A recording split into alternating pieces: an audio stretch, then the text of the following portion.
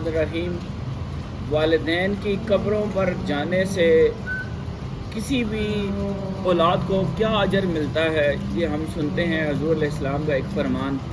آپ نے فرمایا من زار قبر والدیہ،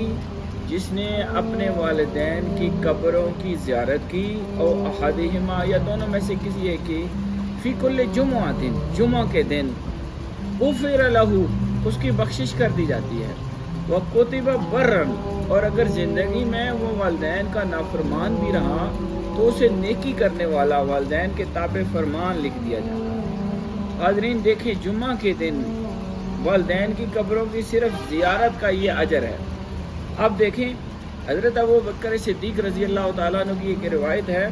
وہ بیان کرتے ہیں کہ حضور نے فرمایا من زار قبر والدیہ فی کل جمعہ، جس نے جمعہ کے دن اپنے والدین کی قبروں کی زیارت کی، او احدہما یا دونوں میں سے کسی ایک کی، فقرأ عندہما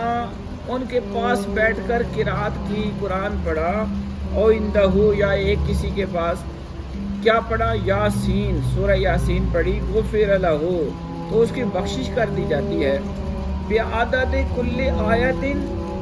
ہر آیت کے بدلے میں، اور حرف یا ایک حرف کے بدلے میں، ایک حرف کے بدلے میں اس کے لیے بخشش اور مغفرت اللہ پاک لکھ دیتا ہے۔ یہ مرقات المفاتیح شرح مشکات المصابیح میں یہ بات لکھی ہوئی ہے۔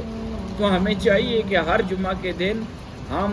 پوری کوشش کر کے اپنی مصروفیات کو ختم کر کے اپنے والدین کی قبروں کی زیارت کے لیے جائیں، اور وہاں پر پاس بیٹھ کر سورہ یاسین پڑھیں۔ اس سے ان کے بھی درجات میں بلندی ہوگی اور ہماری بخشش کا بھی ذریعہ بنے۔